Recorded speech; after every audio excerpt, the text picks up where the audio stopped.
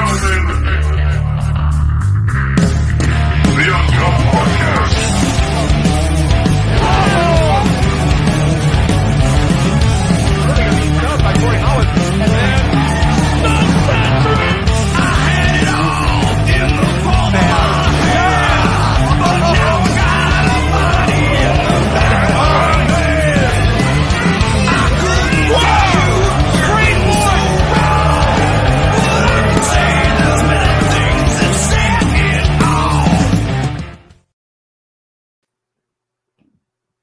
Oh, look, Robbie did a different thing this week. It's surprising.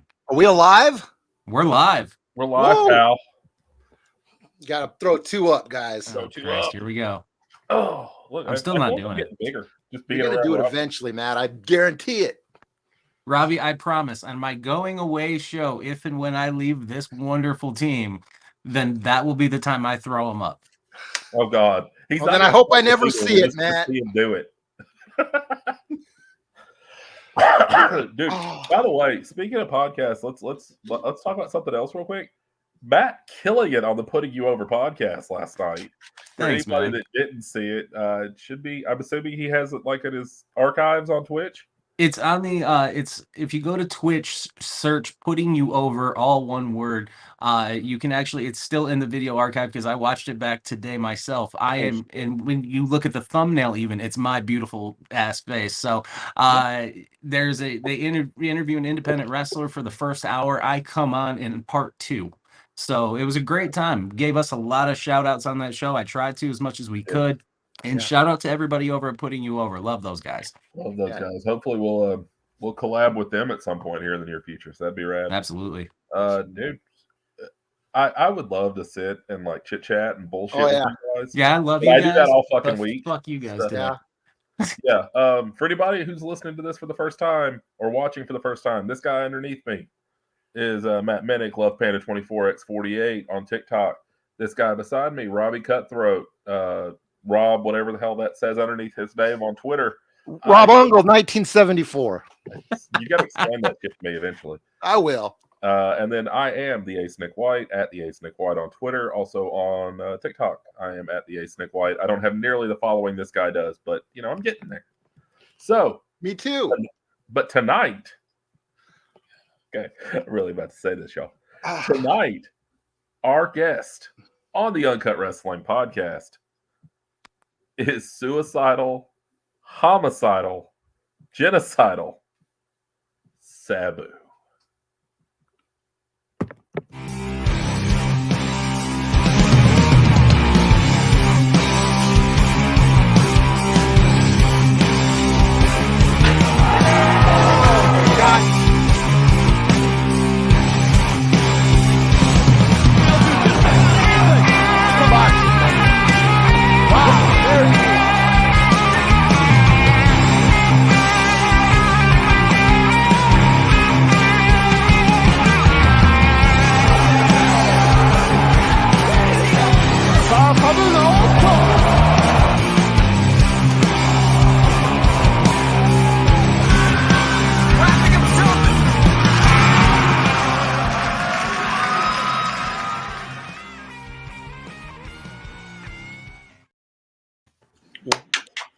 Woo! What an icon. There we go. Thank you very much. Too kind. Welcome, dude. Welcome. Welcome to the show, Sabu. It's great to have you on. You're gonna I'm gonna have to apologize now. One of my ears is plugged up, so I can't hear so good, but I'll try. You're good, boss. We'll make it work. We've worked through way worse on this show. But I haven't. This is the worst I've ever been. Well, you look great, man. So, thank you. We start the show the same way every time. I'm just gonna ask you, what was kind of the moment you knew you wanted to be a professional wrestler? I was about 3 years old. That's when I realized the Sheik was my uncle, and that it boiled something inside of me. It made me feel for sure that was what I was going to do from that age, like 3 years old, practically. Yeah. That I can remember, Yeah. So growing up with the Sheik as your uncle, did you like go to a lot of shows and see him No, wrestle? well, the Sheik was my uncle. We went to shows, but not in Detroit, in Lansing. They were like the B shows, so we didn't see the A shows. But yeah, we went to a lot of shows, sort of. Not like today, like you could follow people, but whenever they came to town, Right. Real quick, I live in Flint, Michigan. My uncle K saved us from the business. When any family or anybody came out, there was no talk business. There was no wrestling. There was nothing like that. It was just going to visit my uncle. Right. Shout out to Lansing, Michigan, by the way. That's where my kids live, actually. Yeah, Lansing, Michigan. Love it there. Right on. I can live without it. My question is, I asked Fonzie this question about breaking kayfabe, about Vince McMahon, breaking the curtain down. He didn't really have a problem with it. I know you're a traditionalist like your uncle. What were your thoughts on the curtain call and Vince McMahon spilling the beans to the whole world? I don't know. I didn't really pay attention to it. If it didn't concern me, I don't pay that much attention to it. Fair enough. Fair point. I'm sorry. So here's a question that I've had on my mind when it's come to you for the last few weeks. When it came to Kurt Angle, when he was leaving WWE to go to TNA, his last match in WWE was actually against you. How was Kurt that day? Was he, how was the interactions and things like that with Kurt going into that day and being such an emotional day for him? He was actually okay. He was very good. The only thing was he was a pain in the ass going over the match because he wanted to go over it every second of the day. Every time I seen him, he wanted to go over the match. I had to hide from him eventually because every time I seen him, he wanted to change something or fine or tune it or just go over it. And I don't need that. At the time, I was working 20 years. I don't need that shit. That's a pain in the ass when someone does that, But other than that, he's professional. He's professional. He's good. Shit. I just don't want to go over a match with him. So you're widely known as one of like the greatest innovators in the history of the sport. I mean, you're a guy. I mean, shit, dude. I openly mark out on this show, and like you're a guy I've been watching for 20 some odd years now. Do you feel like you get the credit you deserve? That's not for me to say. I can't say that. That would be egotistical for me to say, or disgruntled, one or the other. But either way, I can't say. That's up to you guys. Well, I know I can say for myself, dude, that there's guys like Hogan, Flair, Dusty Rhodes.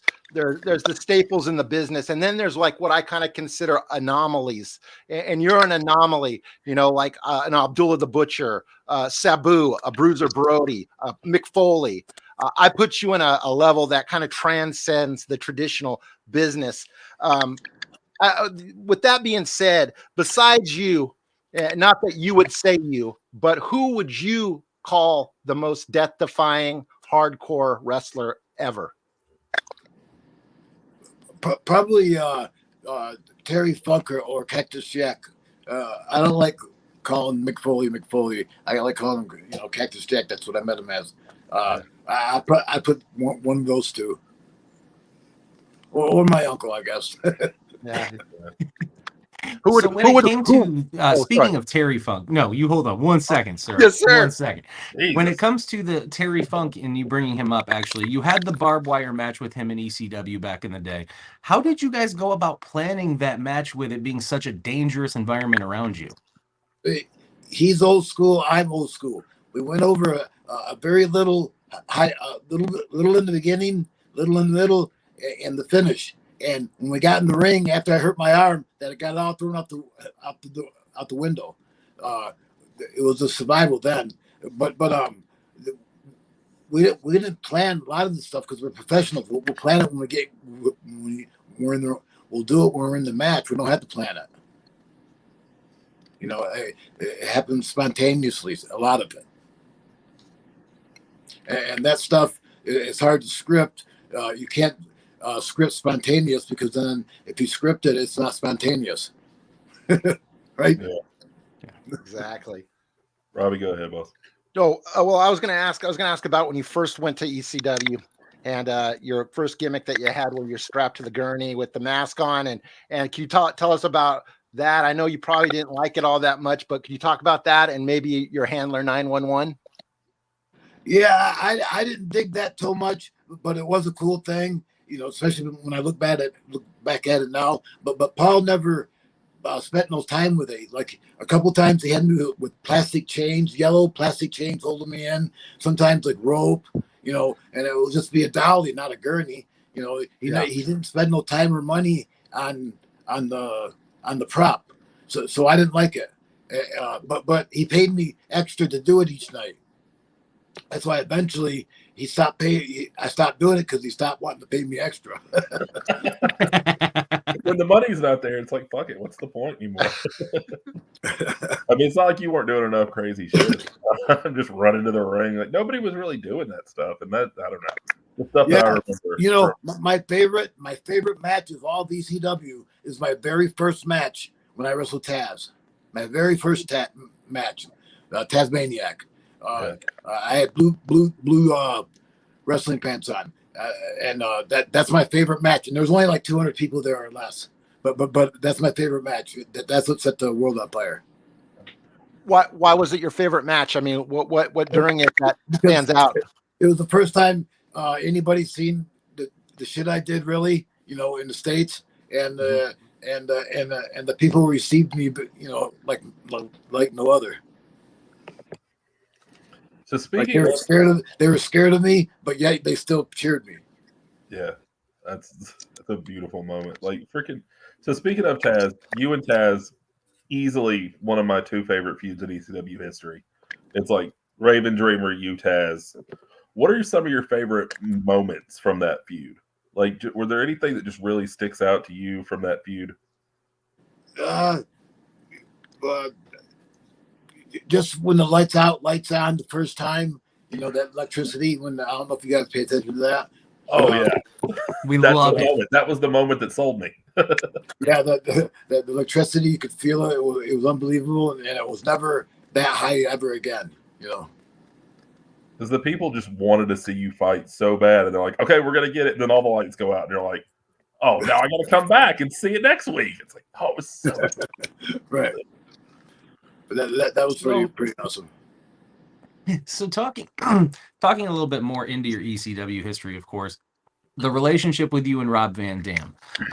Me being a Michigan guy, especially, I love RVD. You worked with the guy for years and things like that, especially, you know, you worked in Michigan a lot too and lived in Michigan. What would be one of the greatest stories or greatest things that you ever got to experience with Rob? This one time we got pulled over, we got arrested for marijuana. No, I don't remember that. Did anything ever come of it? I feel like I didn't remember that one. It's hard to pinpoint what one, you know, but you know, every time with Rob's always fun. Yeah. It's hard to, you know, I'm a loss for words. Yeah, the other night I watched you versus RVD. It was a 1996 event. I can't. I'm starstruck right now. I can't remember the name of the event. But you and Rob stole the show in the main event. What I wanted to ask you about was the I believe it was the first or second match. It was Sandman was wrestling, and Missy Hyatt came to the ring with them, and they had like a 20-minute erotic encounter in the ring. Do you remember that? No. They were like making out in the ring, and like Sandman was drinking beers, and she's like kneeling down at his crotch level. You don't remember anything like it? It went for like 15 minutes. I don't remember that. See, if it's before my match, I don't watch something right before my match. It makes me too nervous. Really? Yeah. Like if someone wants me to watch their match, if it's right before mine, I'll tell them I can't because I'm too nervous. Piggybacking off of that, getting more into the mind of Sabu as you were trying to get yourself prepared for so many of the matches that you've had throughout your entire career, how would you get yourself prepared? What would you listen to music? Would you smoke some cigarettes? What would you do to get yourself into that zone? Believe it or not, I would smoke a cigarette or two, and smoke some weed and do a lot of pacing. I like do a lot of jogging around, like to blow up, to get tired. That makes you get your second wind a little easier. But I was a nervous wreck backstage. Still am. So with all the crazy shit you did over the years, I mean, all the tables and the barbed wire, is there anything you look back and you just go, man, that was just stupid. That was just a bad decision on my part. But see, the bumps, I wasn't nervous about the bumps. I was nervous about not doing a good job. But after I started going through the curtain, I knew I would do a good job. But before that, I had my doubts. I was, I'm secure. But once I get pushed to the test, I'm not insecure anymore. I know I can handle it. Matt, you want to go? So I'm not as nervous in the ring. Let's get out of the Let's go into a little bit more of a different kind of question. With somebody who went from the ECW transition into the WWE world, what was the harder transition for you? Would it have been going on the road full time and traveling around the world as much as they do compared to the ECW schedule that you guys had? Or would it have been having to integrate yourself into that whole WWE system? Trying to get into their system. I was a square peg in a round hole. I was too old school to go there. Everything's scripted. Now it's very scripted. Before it was really scripted when I went there, and then now it's very scripted. I can't live like that, or I can't work like that because I wasn't taught that way. But I understand that's the way the business is now. I just can't do it anymore. Yeah. Is it true that Vince McMahon said that you were great, but he would still kind of second guess the shots that you'd call? Like, yes, he there was one time he told me, boom, boom, boom, stand on the when Paulie gets done cutting the promo, wait 10 seconds, hit the ropes, hit the chair, then dive. Well, Paulie was on the mic so long that as soon as he stopped, I hit the ropes, jumped, and dived. I didn't wait 10 seconds. So when I came backstage, he goes, "You can't even count to 10 for me." He wanted me to still count, wait 10 seconds before I dove. I thought I did the right thing. I thought he was going to pat me on the back and say, "Good job, Paulie was taking too long." But he didn't. He said, "You can't even count to 10 for me." Yeah. I mean, you take most jobs, there's a delegation of duties and stuff, but most good bosses will empower you to make a decision on your own. Exactly. Exactly. That's what I would think. And the guys who can make those decisions on their own are the better ones. Right. And I felt I was one of those guys that wasn't trusted with it. So I was taught to make those decisions, especially on my feet. It's called calling it by ear or taking it on your toes. But that's the way I was taught. The good wrestlers were the ones that could perform on their feet. The okay wrestlers are the ones that could remember. But the good ones were the ones that could perform on their feet. No matter what you called in the dressing room, as long as you did a good job in the ring, that's all the bottom line. As long as you got the job in, that's all that matters. Not that you follow the script. But I give in now. Everything's a script now, just not for me. Yeah. So when you were working indie dates, like closer, towards the end, were you having to do a lot of the call? Like, could you do any of the call in the ring, or is it just all these kids now that want to script every last move? They want to script. Well, now that's the norm, is to script everything. So now everybody's used to it. I'm still not that used to it, and I definitely don't like it. But that's the way it is. I can't sound bitter. That's just the way the business has changed. It's changed. We live in different times. Yeah. We have to wear a mask wherever we go now. Yeah, that's true. Yeah, a lot of changes, that's for sure. Can you tell us about the documentary, the Forever Hardcore that you did, and how that came about? Forever Hardcore. Yeah. Oh, that was unauthorized by me. Oh. So what do you think about it? Was it? I don't know. It's probably pretty good. I never read it. I can't read anyways. Well, I think it was a documentary. Yeah, I never. I don't think I ever seen it. Gotcha. One more question. Wait. Was it a book documentary or a video? I thought I read that it was a documentary. Yeah, like the video documentary that kind of got put out as like the answer to the rise and fall of ECW that WWE did. Right. Okay, no, I've never seen that. Okay. You got a unique look. Your headdress, your tights, your music. Where did all that come from? And the finger point. Can you tell us the origins of those? Yes. Okay. When I started wrestling, my name was Terry SR. I don't know what the SR means, and it doesn't matter. That's what my uncle told me. He goes, no one's going to remember these years anyways. So you're Terry Nobody. So first 5 years, I was Terry SR, Terry Snuka, Terry Superfly, Terry this, Terry that, but nothing, boom, boom. And then after 5 years, my uncle, my 6th year, my uncle named me Sabu the Elephant Boy. And I go, what the fuck, Elephant Boy? And he goes, well, Elephant Boy means you herd elephants like a cowboy. They herd cows. Well, it's like a badass. Herds elephants. So you're Sabu the Elephant Boy.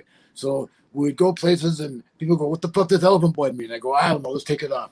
And so that's where that name came from. But my uncle named me Sabu, Sabu, because he was a big fan of the actor Sabu in the Jungle Book, the original Jungle Book.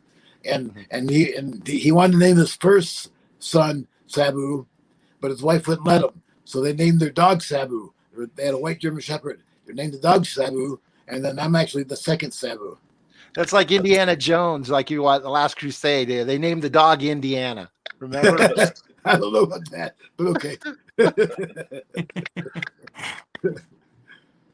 Going through a lot of the talent that you've worked with throughout your time, what would be, to put it bluntly, how was it working with Mike Awesome? Mike Awesome? Yeah. Oh, he was great. He was kind of brutal because he was stiff, but he was great. He was good. He did a lot of good stuff, and for a big guy, and I liked the way he looked. He was my perfect opponent, almost. He really was, I thought. Actually, watching my perfect you opponent would be. I'm sorry.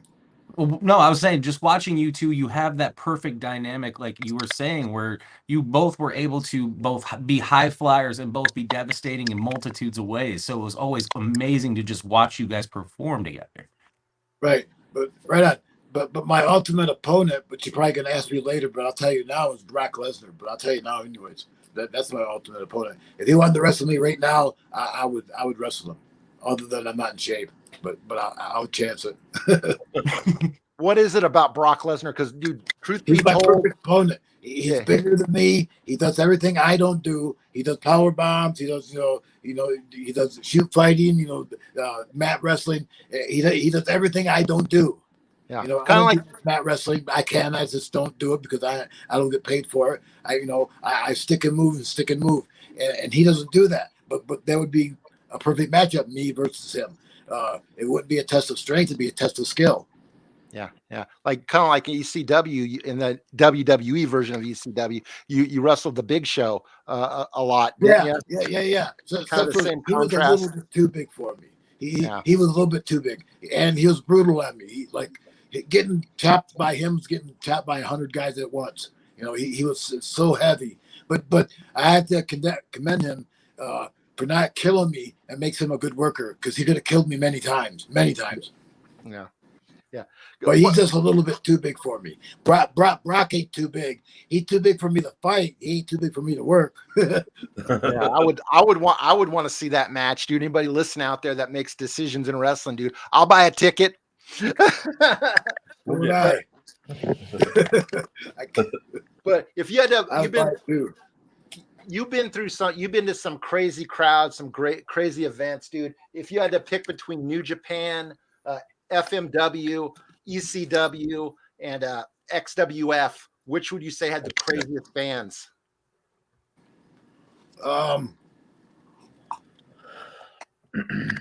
I don't know. Everyone was my best time of my life at that moment. Each one I loved individually for different reasons. It's hard to explain. I guess it would be FMW would probably be my favorite, because that's what gave me the break. I guess FMW would be. That's where you got most of your scars, right? Yes, that's where I got almost all my scars. Because I had barbed wire matches in FMW. I only had 1 or 2 barbed wire matches outside of FMW. Well, one was ECW, one was Puerto Rico, and I think that's about it. Because I refuse to do them unless they pay me for them. Nobody wants to pay. Like these guys with you're probably gonna ask me again about what I think about deathmatch companies. Well, it's fine and dandy, but they don't pay shit. They don't pay shit. These guys have killed themselves, maybe getting hepatitis, inhaling that light bulb dust, and they're not really getting paid for it. Not like Vince. Right. Yeah. Just one more question from that. But as a passionate person, like, in this business, do you at least appreciate the passion, that they're not out there like, taking a lot of money? Definitely. I appreciate the passion 100%. I just think they should get paid for it. Yeah, I agree. I mean, they offered me okay money. I can imagine what they offered the other guys who don't have a name. I can imagine, Yeah, pretty low. And my money wasn't even okay. It was only okay compared to nothing. It wasn't okay compared to a good payoff. Yeah. So from somebody who's worked with so many wrestling machines, whether it's Kurt Angle, Chris Benoit, the list goes on and on. When you look at wrestling now in a modern age, is there any person or any few people that you look at and you're like, you know what? They might have fit back then, or is it just too far gone for you now? I can't say it's too far gone for me, but I haven't really been paying attention to it lately. I forget that it's on, and I'm going through a hard time in my life, and the last thing I think about is wrestling. I don't know. I guess that Darby Allin would be like one of those guys, but not really. He don't work out enough. He's too skinny. He has no respect in taking bumps and like that, but he doesn't have respect as being an overall athlete because he don't work out. Or if he does, he ain't on no steroids. He needs to get on steroids. Maybe he's just doing the cardio. Just doing the cardio and jumping off a high shit at this point. Maybe he's just doing the cardio. You gotta have some muscles too. Yeah, you gotta have some muscles too. He definitely has like a slightly more built Spike Dudley build to him. But he's pretty skinny. So I remember when you were in TNA. One of my favorite wrestlers right now is Finn Balor. He's the Prince Devitt, but I known him for years. I known who he was for years. I known him for years, and I think he's one of the best wrestlers there is. Yeah, agreed. Definitely. I remember when you were in TNA when it was running in Nashville. Of course, you did come back and do the EV 2.0 thing. What are your memories of the Nashville TNA shows? Because I remember I'm from Nashville, so I remember going to those shows and seeing you. They used to let me do whatever I wanted to do on pay-per-view, sort of. No one bought the pay-per-view, but it was supposed to be on pay-per-view. But they let me do whatever I wanted to do, pretty much, and the crowds loved it, and I loved it. I like working that building. That Nashville building was awesome. Yeah. At Fairgrounds, man, I'd seen a million things in that building. And it's like, okay, now Sabu's here. I remember actually when you wrestled Mike Rapata for the NWA title in Nashville. Yeah, I'm not talking that time. I'm talking TNA. No. So, go ahead, Rob. Did any of your ECW title reigns matter more than the other? I know you beat Shane Douglas and Terry Funk, and I think when you beat Terry Funk, didn't you also win the ECW TV title at that time? Yeah, they didn't mean nothing to me. Those belts, props. Yes, props. They're nice to be recognized, whatever. But deep down, it was given to you. You didn't really win it. Yeah. And if you did win it, you won it on a popularity contest, not in the wrestling contest. Yeah, you know what I mean. Yeah. So did you? I never let awards or belts or titles, whatever you want to call it, matter to me. Yeah. Throughout most of your career, did you feel like you were a heel or a face? What's that again? I'm sorry. Throughout most of your career, did you feel more of a heel or a face? Because even though you might have been out there doing dirty things and being crazy, the people loved you. Babyface. I tried being a heel, and the people cheered me. You know, I used the table, I used the chair, I even stabbed guys with my nail, and I still get cheered. So I'm a babyface. You know, a tweener, like a Randy Savage type babyface. You know, where you're a heel babyface. You know, anti-hero. Anti-hero. The anti-hero is the hero now. Yeah. So I consider myself an anti-hero and a babyface, but I wrestle like a heel. So when you were throughout your wrestling time, especially in the ECW and a lot more of the, not even necessarily ECW, but throughout all the hardcore wrestling that you have done, was there ever a time where like a New Jack or a Heyman or just anybody walked up to you and gave you just an idea where you even looked at it and was like, yeah, I'm not going to be able to want to do that one?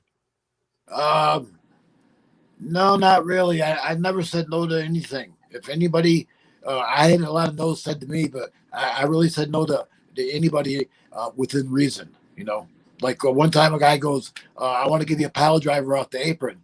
And I go, what the fuck? He goes, well, you're crazy. I go, you're crazy thinking I'm crazy. I mean, it's hard.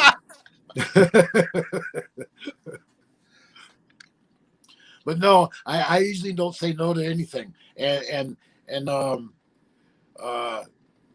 I get a lot of no said to me, but that's okay. I have a lot of other stuff to back it up. You know, you say no to this, I say, how about this? And then you say no to that, I say, how about this? Then finally they say yes. So the second one night stand, you wrestled Rey Mysterio, and it goes to like a double count out, double knockout kind of deal. Did you feel like that was kind of a bullshit finish? Like, was that one of those? Yes, but it wasn't my call. Yeah, it wasn't my call. They wanted the double knockout. They didn't know that was it, but that was the double knockout. I couldn't explain it to them without them thinking we're going to break our necks. But it wasn't my call. The call was a double knockout, no contest. So I did the double knockout through the table. I just wanted the table to break better, but the table slipped a little bit. But we still took a hard bump. But you know, it wasn't my call. The finish, the actual move was my call. The finish wasn't my call. I did what they asked. Double knockout. Yeah.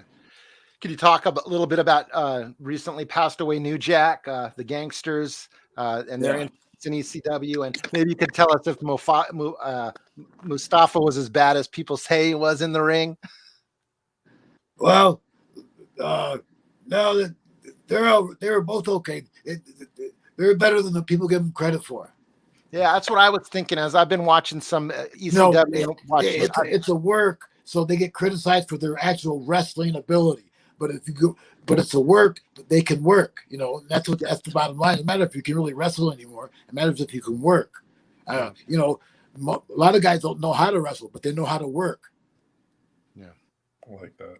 So what would have been a ECW tag team that you would have really liked? Would it have been like the Eliminators, the FBI, the Gangsters? What would have been the tag team that drew Sabu's eyes? Dudley Boys. I don't know. Eddie Guerrero and Art Barr. I don't know. I don't look at. I don't know. I don't look at it like that. I never thought of it. Sorry. No need to apologize at all. But I do like Los Gringos Locos reference on this show. I'm down for it. So that was another team that I remember watching. So I totally lost my train of thought. Los Gringos Locos came up, and I got confused. So who was somebody that you really just didn't like working? Like, whether they wouldn't listen, they didn't want to do anything. Was there anybody that you were just like, man, fuck this guy, I'm done with this already? Actually, you know, Chris Benoit, it's not that he didn't want to do anything. He overthought everything. He always wanted to fine or tune everything, like Kurt Angle, but even worse than Kurt Angle. But Benoit, he always wanted to overthink a clothesline or overthink anything, you know, or chop, you know, overthink it. Like, that stuff don't even have to be mentioned in the dressing room. You just do it in the ring. Yeah. Well, speaking of Chris Benoit, everybody knows the story about you breaking your neck in Japan. Can you tell us a little bit about the second time you broke your neck with against Taz, right? No, Chris Benoit broke my neck in Philadelphia. He broke my shoulder in Japan. Oh, okay. Okay. Well, can you And, talk? and I never broke my neck the second time. That was the work. Oh, gotcha. It just looked like it did, but Yeah. it hurt, but it didn't break my neck. But the first time was November, remember, 1994 ECW, and then February 1995 he broke my shoulder, not on purpose, but still it happened with him, and I hated working with him because he always like I said overthought everything. So, just a real quick question on this one. This one's going to be real easy. Which one did you enjoy working at more, 2300 Arena or Hammerstein? 2300 Arena. No offense, nothing personal. but that Why, building was special. Yeah, there's a different vibe in that building. Oh shit, my battery's going dead. Hey, I might cut out. My battery's going dead. Okay. We got like what? We just got a few more minutes. Yeah. Honestly, we could. I mean, if your phone's going dead, we could wrap it up, man. We're getting close to the 45 anyway, so We'll keep going until it cuts out. all right, bet. Yeah, we'll run it down. Sabu has left the building is how we'll end this one out, eh? When it dies, it dies. We'll just go full out the Drago with this shit. I want my money back. No, I think we've gotten our money's worth tonight, man. For sure. What are your memories of your short time in WCW? And do you feel like you had more to give there, or was it just kind of like WCW? Yeah. The thing was that they Kevin Sullivan calls me and says, "How much will it cost for you to do our first Monday Nitro?" And I says, "I can't do it. I'm booked." He goes, "How much for the second one?" I said, "Don't matter. Just put me over. Don't give me anything. Just put me over. Let me win." He goes, "Of course you're going to go over. We have to give you something." I said, "Okay, $500. Then we negotiate." So they give me 500. They like me. They give me $500. Eric Bischoff says, "You're hired." And I said, "What about a contract?" He goes, "You got it." I go, "I got what?" He goes, "You got what you wanted." I go, "What did I want?" He goes, "You got one Monday a month and one pay-per-view a month." And $500 a shot. So I'd only be making $1,000 a month. I go, "That's crazy." He goes, "Well, that's all you wanted." I go, "No, that was negotiation. You pay me that, and then we negotiate." And he goes, no negotiation. Take it or leave it. There was no negotiation. So all they were going to pay me was $500 a match for only 2 matches a month.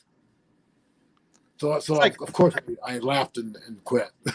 All these companies had the golden egg, man, and they all threw it away, man. I just don't get it at all. You recently I don't know what the deal is. They just don't want to. I don't know what the deal is. That's weird, man. It's weird. Maybe you know what might be for the best. They might have jaded you. They might have tainted your legacy. Like the soul. Yeah, like if they would have paid me. Yeah, but if they would have paid me, man. I need to get paid. Yeah. You recently did the Dark Side of the Ring documentary on the FMW. Can you tell us about that? Was that a cool experience, bringing up memories from the past like that? I think he froze.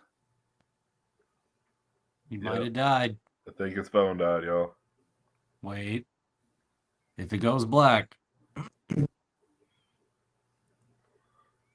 Please hold for technical difficulties on the audio version of this right now. Yeah, if you're listening to the audio version, I hope you guys have been having nearly as much fun as we have. And if you're watching the video version, Robbie, put your damn arms down. Oh. He said his phone was about to die. Yeah. I hear him. There he is. Oh, there he is. We got him back from the dead. Where were we at? FMW, Dark Side of the Ring. Yeah. What was it like doing that? Did it bring up some good memories? And was it cool to get that exposure? What was it like doing what? The FMW Dark Side of the Ring. I guess it was all right. They paid me for it, so it was a job, nothing personal. Yeah. But was it kind of? Do you think it was cool getting like kind of that national exposure that was on what? Oh Vice, yeah, and yes, and I like that show. It brings a dark light on our business. But so what? It needs a dark light. Yeah. So as we wind down, I know we're running out of time, and plus, I mean, your phone battery's dying here. I'm going to ask you one last question from me here. But if you were to have a person who does not watch wrestling and was hearing about Sabu and was told to watch one match of yours throughout your career, what would be the one match you would want somebody to watch of yours? The very first match in 1993 in ECW versus Tasmaniac. The very first ECW match. That one. Yeah. So we'll go ahead and close it out, man. What I always do is just kind of give everybody like a full screen. Let you actually, you know what? I got one. Wait, hold on. I got to give away whistles, man. We got to pick 4 numbers. Oh yeah, yep. Oh yeah, the whistles. While Robbie's getting his I whistles fucking around. forgot. While we Robbie's getting his whistles around, Robbie, one sec. If you wouldn't mind sticking around after the show just for a couple minutes, Sabu, to let us talk with you just for one more moment outside the show. As long as my battery will allow. Yeah, exactly. I got 3 of these babies, and I got this Bill Alfonso 8x10 with Sabu. You can always, I'm sure at the end of the interview, Sabu can say how this person can send it in and probably get a. Yeah, that's awesome. So, hey, Sabu, if I could get you to pick a number between 1 and 22. 7. Number 7, dude. Billy Gore, William Moore. He Good won for one. him. Good for Billy Good Gore. for him, Okay. man. Las Vegas, number Okay, 7. one more number or another number. 14. 14. William Petty. William Petty gets a whistle. Yes. William Petty. One more name for one more whistle. One 21. more number. 21. Jason Arena. I'm probably pronouncing that wrong, but Jason Arena. He gets a whistle, and now we got one more number to draw for the 8x10. 58. That's my age. I'll be It's between 1 and 22. Oh shit, 22. Robert Wells. I don't know who that is, but it's Bob Wells. Robert Wells. Hey, good for Robert. Yeah, congratulations, guys. All right. Yes, One more question, then we're gonna close it out. Sabu, I just want to know when it's all said and done, and you're up in the sky. What do you hope everybody's legacy that they remember you for is? I don't know. Hopefully it's something good, but it's not for me to say. That'd be egotistical for me to say. That's for, that's for God and for someone else to say. Good shit, man. Well, I'm gonna say you were one of the best, man. Thank you for coming on, dude. Thank you so much. That sounds good. We'll go with that. all right, Sabu. I appreciate you, man. We'll talk to you backstage here in a second. Hopefully your phone doesn't die between now and then. Okay, man. Thank you. All right, man. Pleasure. Sabu. Wow. We just interviewed Sabu. That was great, man. Dude, what a night, dude. Seriously, nice dude. I always say that after the show. Great guy. Love the guy. Phenomenal human being. Yeah, phenomenal human being, and what a guy, what a wrestling icon, dude. Seriously. Wow. Okay, so that's a thing that's happened in our lives. Yeah. Fucking A, dude. Yeah, put it on the bucket list. It's crossed off now.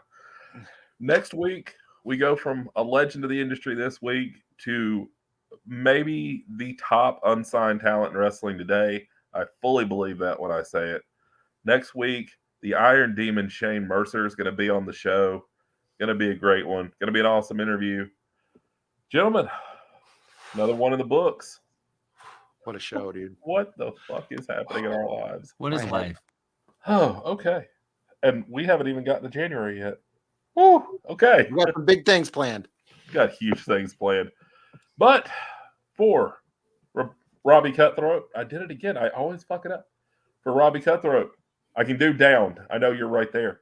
You're right there. For Matt Minnick, Love Panda 24x48 on TikTok. For me, the Ace Nick White at the Ace Nick White on Twitter and TikTok. Definitely go check out all our socials. And Robbie, yo, how many clicks is it, buddy? You know, buddy. 1 and 2. I really hate that we do that.